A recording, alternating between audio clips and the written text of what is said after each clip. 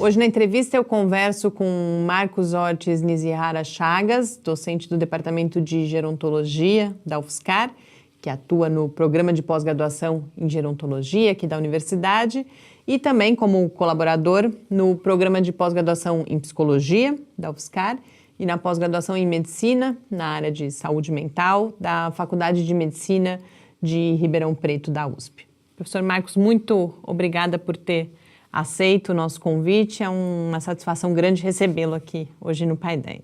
Então, boa noite. Eu que agradeço, Mariana, de estar podendo participar e falando um pouquinho aqui das pesquisas que a gente desenvolve aqui em São Carlos. Uma das pesquisas sobre a qual a gente vai falar, são várias pesquisas, na verdade, né, com o canabidiol. Mas antes de falar do seu trabalho especificamente, eu queria que a gente situasse, a gente vê cada vez mais notícias saindo sobre novas pesquisas com canabinoides, também a discussão sobre a regulação. Eu queria que você apresentasse um pouco quais são os potenciais que têm sido observados, né? O que os estudos têm buscado em relação ao uso dos canabinoides com fins terapêuticos. Essa história, né, dos canabinoides, ela é uma história antiga, né? Então se observou que a maconha especificamente ela tinha alguns efeitos terapêuticos.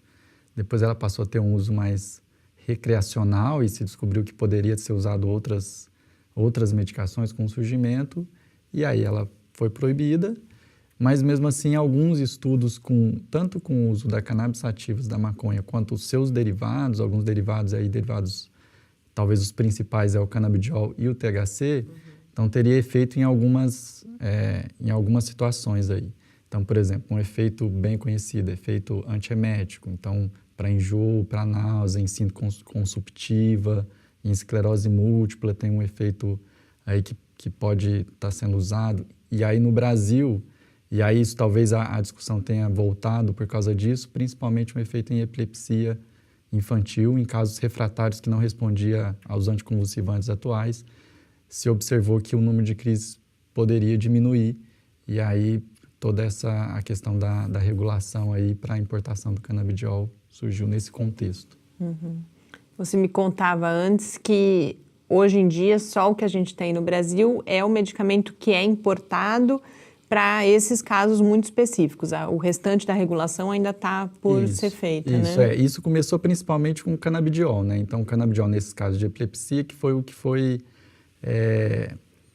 se pode importar através de uma série de formulários que se preenche na Anvisa, e aí você consegue importar com relatório médico, etc., e aí você consegue importar, mas não existe uma produção no Brasil. Né? Todos esses componentes, eles têm que ser importados, e aí especificamente o canabidiol, né? Então ele teria que ser importado. E para pesquisa, a mesma coisa? Para pesquisa, a mesma coisa. É que para pesquisa a gente consegue com essas empresas, então antes da regulação você consegue um patrocínio de uma empresa que faz canabidiol em outro país. Por exemplo, nas nossas pesquisas a gente conseguia com uma indústria farmacêutica alemã, ela mandava e a gente conseguia fazer a pesquisa.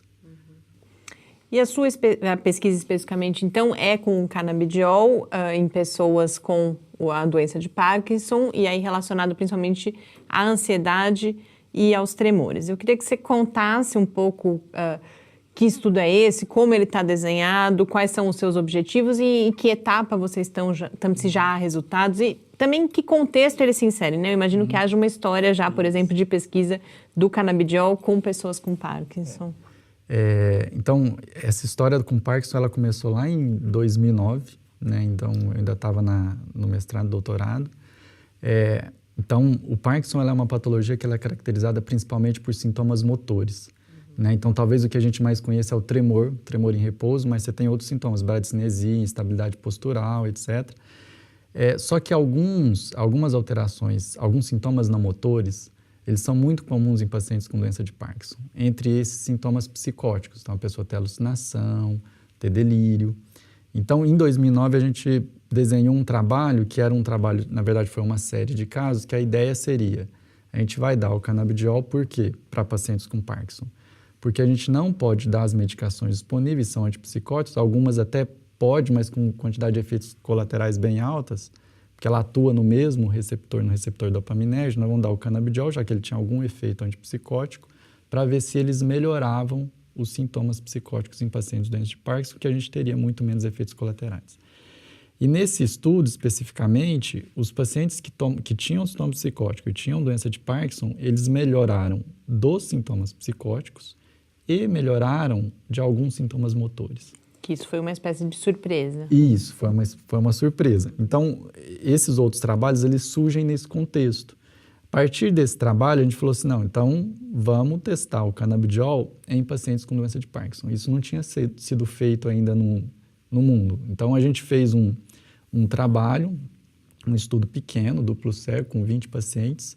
Então, tomava placebo, canabidiol em 2 doses, para ver se tinha efeito no sintoma motor, e a gente avaliou um monte de outros sintomas, né? Inclusive com ressonância, estudo de sono, polissonografia. E o que a gente percebeu? Que esses pacientes, apesar de não ter diferença, talvez pelo N pequeno, no sintoma motor, eles relatavam uma melhora grande na qualidade de vida. E principalmente num aspecto que era um aspecto de bem-estar emocional. E aí, nesse contexto, surge esse outro trabalho que a gente está desenvolvendo aqui. Então, esse trabalho inicial foi até o meu trabalho de doutorado. Então, que a ideia seria o quê? Então, se ele não está melhorando exatamente os sintomas motores, talvez por uma limitação até da escala, a gente pensou assim, então vamos testar em sintomas não motores, no caso a gente resolveu testar na ansiedade, numa dose única, num teste que a gente já trabalhava lá, que chama teste de simulação de falar em público. É um teste que a gente coloca a pessoa na frente de uma televisão, pede para ela fazer um discurso e vai medindo a ansiedade dela ao longo do teste. Isso porque é uma situação que geraria ansiedade. E a ideia foi o quê? Então, talvez a pessoa não teve melhora no motor, mas a melhora foi percebida, talvez porque em situações que ela tinha alguma coisa emocional, o tremor aumentava. Então, a gente traçou isso tudo pensando assim, então vamos ver se melhora a ansiedade, já que tinha muito estudo canabidiol falando que melhorava a ansiedade em outras pessoas, né? Não com patologia como esse de Parkinson, mas às vezes com transtorno de ansiedade ou sem patologia nenhuma. E vamos aproveitar e ver se ela melhora o tremor quando a pessoa está ansiosa. Porque quando a pessoa tem Parkinson e ela fica ansiosa, o tremor dela aumenta. Então, a gente tinha 2 objetivos específicos. A gente dava o canabidiol e no teste de simulação a gente verificava se a ansiedade diminuía e se o tremor diminuía. A gente fez a coleta aí mais ou menos 1 ano, a gente terminou de fazer a coleta e, como esperado, isso comparado com o grupo placebo, né? Então, como esperado, a ansiedade diminuiu. Isso é um negócio que a gente esperava isso, já que o canabidiol nesse modelo de teste de simulação falar em público, ele diminui em outras amostras. Mas também a gente usou um sensor de acelerometria no dedo do participante com doença de Parkinson para ver se o tremor dele durante o discurso ou no momento que ele ficava mais ansioso também diminuía. E aí também diminuiu. Então o resultado nosso é bem interessante. A gente está com um artigo pronto para submeter. Por quê? Porque provavelmente essa diminuição, a percepção de que ele tinha um bem-estar emocional provavelmente está relacionada à diminuição da ansiedade e, consequentemente, de uma melhora no tremor, porque ele diminuía a ansiedade ao longo do período que ele tomou, no estudo inicial, 6 semanas, e agora a gente testou em dose aguda. Né? Então, colocamos mais um tijolinho lá para ver o que a gente vai fazer futuramente. E você fala em medida de ansiedade, como a ansiedade é pelo relato? A gente como mede de 2 formas. Então, a gente faz por uma escala, tem uma escala que a pessoa é uma linha, e aí tem 2 adjetivos do lado, ela vai colocar como ela está sentindo naquele momento. Né? Então, nesse teste de simulação de falar em público, essa escala, que são 16 questões, ela está validada. Então, se você for olhar a curva do teste de simulação, ela chega normalmente no dia lá que ela vai fazer o experimento, ela chega um pouquinho mais ansiosa, não conhece o lugar, ela diminui a ansiedade, aí parece que ela tem que fazer o discurso, a ansiedade dela vai lá em cima. Aí durante o discurso, a gente aplica a escala de novo, ela diminui um pouco, depois o discurso acaba, a gente mede mais 2 vezes, ela diminuiu mais a ansiedade.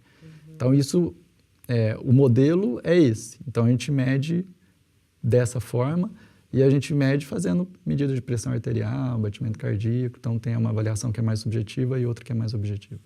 E só para a gente explicar também, para quem não sabe, você falou várias vezes no controle com o grupo que tomou placebo. Se você puder falar um pouquinho o que é isso, por que esse grupo controle é importante? Tá. Então, como que era o desenho desse estudo? Ele é um duplo cego, controlado com placebo, e ele é cruzado.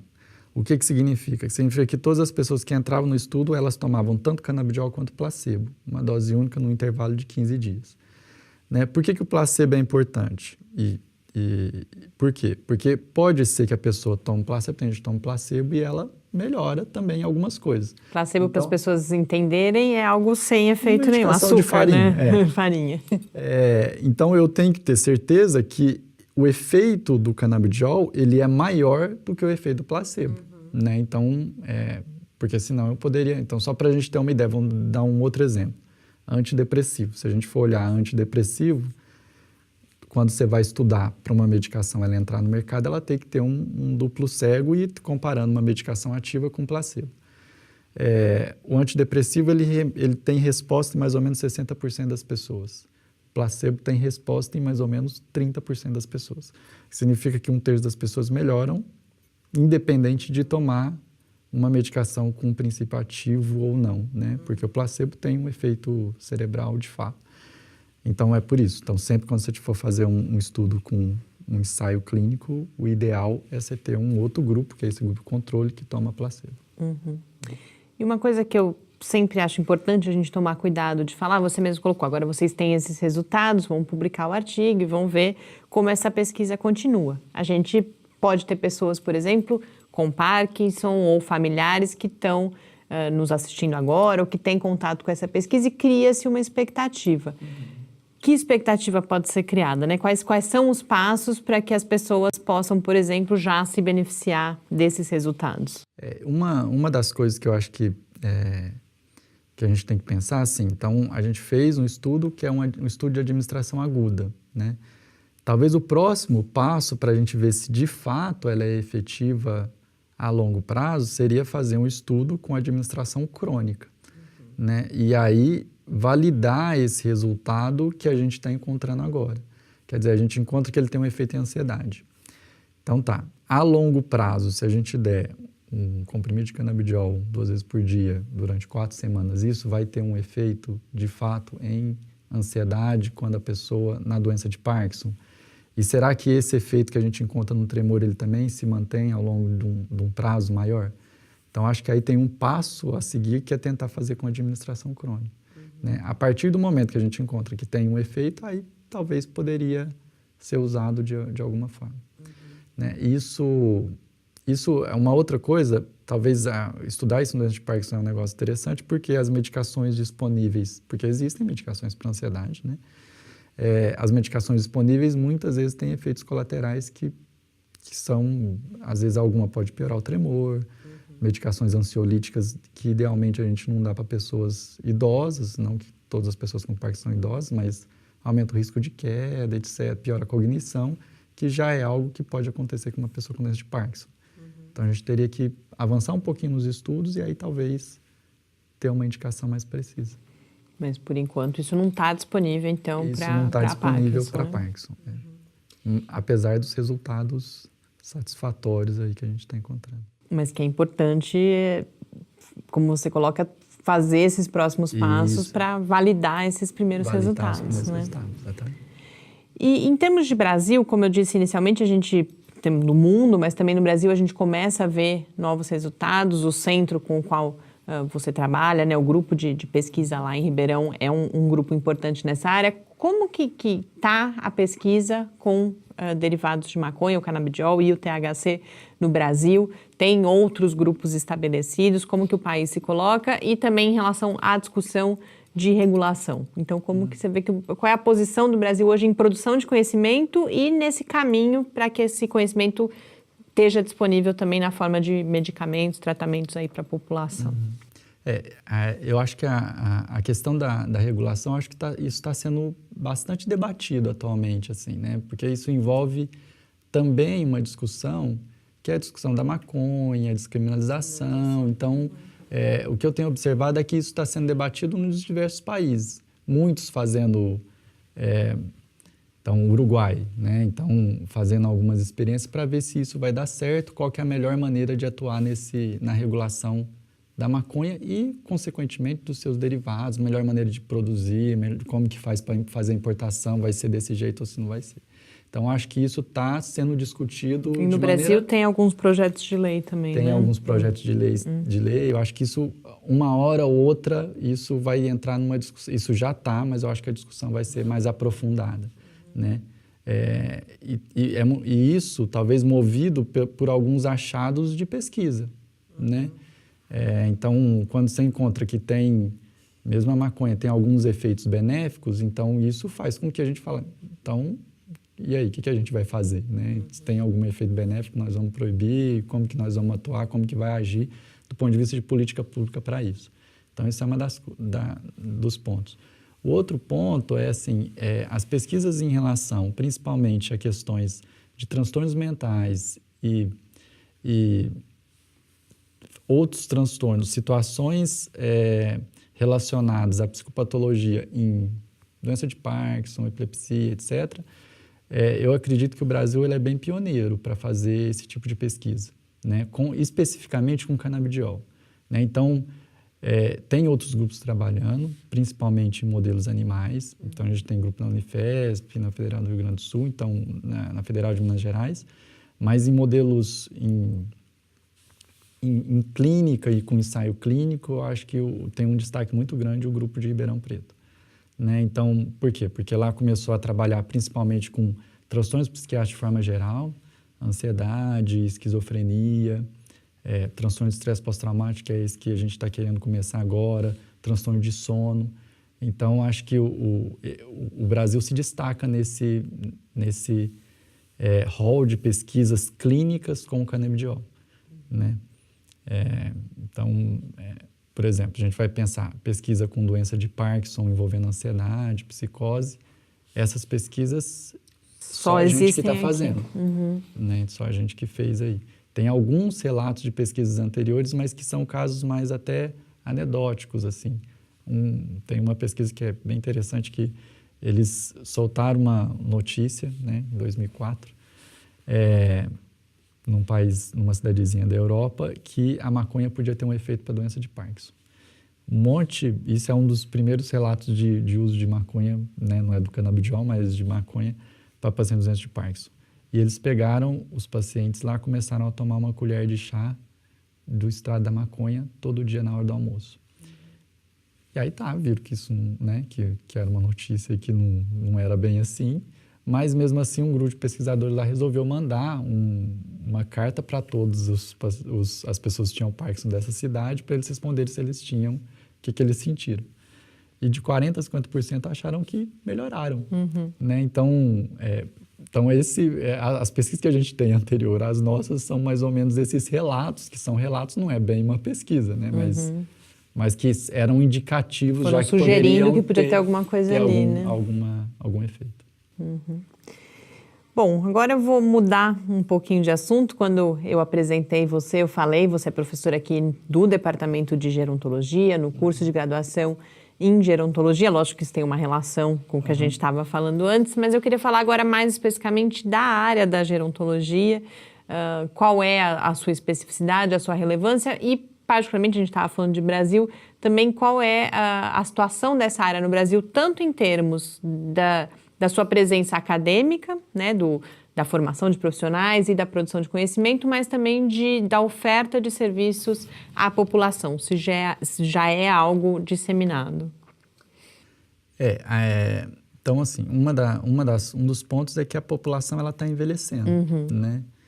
O Brasil, ele passa por um envelhecimento até um pouco mais acelerado, né, em relação a outros países que talvez já passaram por esse processo. Então, países mais envolvidos passaram por esse processo, às vezes, de uma maneira até um pouco mais lenta, né? Então, o Brasil atualmente tem mais ou menos 12% de pessoas acima de 60 anos. E obviamente, se isso está acontecendo de forma acelerada, é mais difícil que a gente tenha serviços para toda essa população que está envelhecendo, né? Então, acho que é um campo aí que merece bastante atenção. Acho que a gente tem alguns serviços disponíveis, a gente tem uma política para idoso, mas talvez a gente teria que melhorar um pouco, né, para a gente, de fato, oferecer o que é adequado para uma população específica aí, né? Pelo menos nessa população acima de 60 anos que vai aumentar. E que serviço é esse? Qual é a especificidade? Ele substitui o médico? Ele atua com os outros profissionais da saúde? O que é a gerontologia? Né? Então, aí é uma outra coisa, assim. Então, aí a gente está falando especificamente do gerontólogo, né? Que é um profissional que a gente tem 2 graduações no país em gerontologia. Então, academicamente, ainda também é um campo que novo, em construção, bem né? novo e em construção. Então, a gente tem aqui na UFSCar e a gente tem na USP, em São Paulo. Né? Então, a gente tem poucos profissionais formados, né? O curso aqui na UFSCar começou em 2009. E esse profissional, ele vem com uma ideia de que seria fazer a gestão, seja ela micro, meso ou macro. Então, ele poderia trabalhar tanto com a gestão de um caso clínico. Então, o que vai acontecer? O que acontece? Então, você vai pegar uma pessoa ali com 70 anos, muitas vezes você vai envelhecendo, o número de comorbidade, de condições clínicas vai aumentando, então é um hipertenso, diabéticos, às vezes começa a ter uma outra patologia, algum outro problema, e às vezes, então, pensando em gestão de caso, ele vai no médico, vai em outro, vai no fisioterapeuta, vai no terapeuta ocupacional.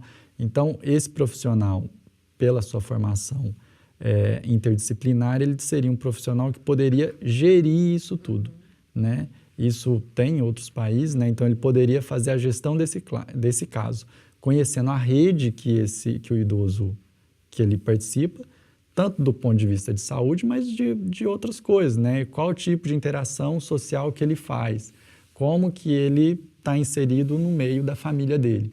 Então seria um profissional formado para fazer esse tipo de gestão. E ele poderia também fazer, por exemplo, uma gestão de uma instituição voltada para idoso. Centro-dia, instituição de longa permanência, que está aí aumentando um monte de casa de repouso que a gente vê. Então, por quê? Porque ele conhece tanto o aspecto biológico, psicológico e social. Então, ele poderia atuar nesse tipo de gestão ou tentando implementar política pública relacionada ao idoso, né? Então, trabalhar numa prefeitura e tentar desenvolver algum projeto relacionado como cuidar do idoso, né? Então, por exemplo, poderia trabalhar na prefeitura e ver que algumas pessoas são dependentes e começam a perder a autonomia. Tá, poderia ter uma série de profissionais que poderiam olhar esse idoso, saber quando ele tem que ser institucionalizado, se ele precisa mesmo ser institucionalizado, porque isso é uma questão que tem que ser pensada também. Então, ele poderia trabalhar nesse tipo de política também, né? Então, é um profissional que poderia trabalhar em várias áreas, né? A gerontologia, ela não engloba só o profissional graduado, porque ela inclui outros profissionais que têm também interesse no envelhecimento e na área, né? A partir do olhar das suas áreas específicas, né? Isso, exatamente. E você tem aqui na universidade, você, dentre outras atividades, coordena um programa de extensão, que é o ProVive, Programa Viva Bem a Velhice. Que atividades são realizadas no âmbito desse programa e dos projetos? Então, a ideia é difundir essa ideia do envelhecimento saudável, envelhecimento ativo, às vezes fazer alguma atividade ou algum evento relacionado, por exemplo, ao Dia do Idoso, a divulgar algumas informações relacionadas a condições clínicas que pode acontecer com o idoso. Uma atividade que a gente faz, a gente está tentando ampliar aí, a gente tem um ambulatório na USE, que é um ambulatório de psicogeriatria, né? Eu sou psicogeriatra, sou médico psiquiatra e especialista em psicogeriatria e psicogerontologia. Então, qual que seria a ideia desse ambulatório nosso? Então, seria o idoso vem, quando ele entra no ambulatório, ele faz uma avaliação que a gente chama de avaliação psicogerontológica. Então, a gente avalia principalmente comportamento, depressão, ansiedade, quadro cognitivo, se ele tem declínio, se ele não tem. E aí a gente pode encaminhar tanto para estimulação cognitiva, quanto para a minha avaliação para fazer um segmento médico, quanto para ver como ele pode se inserir na rede para outras coisas que ele poderia precisar. Não, ele precisa de uma psicoterapia, ele precisa acompanhar precisa de um grupo, precisa ser inserido num centro-dia, numa universidade aberta terceira idade. Então, a gente faz essa avaliação para tentar encontrar a melhor forma e fazer um planejamento de como que ele poderia lidar com se ele tiver com esses problemas psicológicos, comportamentais que pode estar acontecendo. E para idosos ou familiares que se interessem, o caminho para O caminho é via participar? SUS. Então, aqui são 2 caminhos. Um seria encaminhar do serviço da atenção primária. Então, ele está na unidade básica, seria encaminhar para a unidade de saúde escola. Né? Então, seria por essa via. E obviamente, quem já está em acompanhamento na USE, eles podem entrar no ambulatório via interconsulta. Então, inicialmente, via SUS. E, Marcos, nesse contexto do envelhecimento, e é uma área que você trabalha também, a demência é algo que aparece como uma condição bastante associada e algo que precisa de atenção. A gente tem alguns minutos ainda, que você falasse um pouco da demência em termos dos seus maiores desafios, se há prevenção, e os desafios em relação ao cuidado, ao acompanhamento desses pacientes. Com o envelhecimento da população, um problema que a gente acaba enfrentando é a demência, né? A demência ela é um diagnóstico de síndrome, é um diagnóstico sindrômico, que ele é caracterizado por uma perda cognitiva, seja qual função, memória, linguagem, então uma alteração cognitiva, um declínio, e esse declínio ele leva a um prejuízo da capacidade funcional da pessoa, né?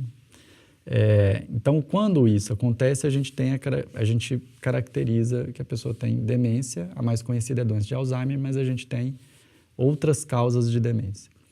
E aí uma coisa interessante, que aí vai diretamente em relação à pergunta, é que quando a gente vai ver os fatores de risco de demência, ele inclui hipertensão, diabetes, colesterol alto, dislipidemia, baixa escolaridade, a idade, que aí não vai ter como a gente mexer, mas uma diminuição de atividade física que podem ser prevenidas. Então, é isso. Então, dos fatores de risco para a demência, que inclui a doença de Alzheimer, então esses fatores de risco também são da doença de Alzheimer. São para a doença de Alzheimer também. Isso é interessante, porque a gente pode achar que a doença de Alzheimer é uma doença que ela, né, que como ela tem um substrato, ela poderia não ter uma prevenção, porque apareceu lá e a pessoa vai ter, não é verdade? Então, essa série de condições, todas elas são de prevenção. Então, provavelmente, se eu consigo ter programas para hipertensão, para diabetes, para aumentar a atividade física, para questão de alimentação, para aumentar, aumentar a reserva cognitiva, mas outras atividades de estimulação cognitiva, tem estudo, por exemplo, assim, a pessoa que fala 2 línguas, ela tem menos chance, porque provavelmente ela está fazendo coisas diferentes, etc. Então, se eu tivesse atuando aqui, provavelmente eu ia diminuir o caso de demência lá na frente. Isso de fato tem acontecido, por quê? Porque o que se observa? Se acreditava que antes, como a população envelhecer mais, ia aumentar indefinidamente. Né? Você vai pegar as pesquisas de prevalência, pessoas com mais ou menos 90 anos, a prevalência de demência em 90 anos é de mais ou menos 40%, 50%, dependendo da localidade, né? Então, é mais ou menos isso. Ela falou assim, então vai aumentar cada vez mais. Mas algumas pesquisas na Europa, e a primeira que saiu foi na Inglaterra, mostrando que, na verdade, as taxas estão diminuindo nesses países. Por quê? Provavelmente medidas de prevenção elas estão acontecendo e, em vez de aumentar, mesmo com o envelhecimento da população, está diminuindo a prevalência em alguns países. Para a gente ver como é importante atuar em medidas de prevenção. Sem dúvida. E esses fatores de risco que a gente está falando são fatores de risco que não são nem só para demência, são fatores de risco para infarto, para AVC, quer dizer, você estaria... Mas também para demência, que é algo que a gente ouve falar bem menos, né? Exatamente.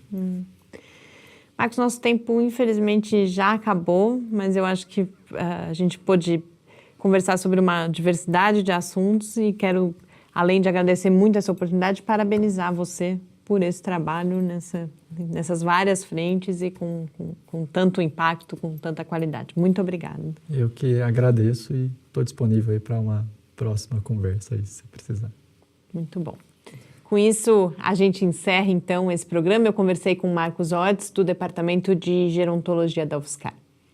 Esse Paideia fica por aqui, a gente volta na próxima terça-feira, mas, enquanto isso, você pode ficar com a gente no Facebook, no Twitter ou pelo e-mail cliqueciência@ufscar.br. Muito boa noite.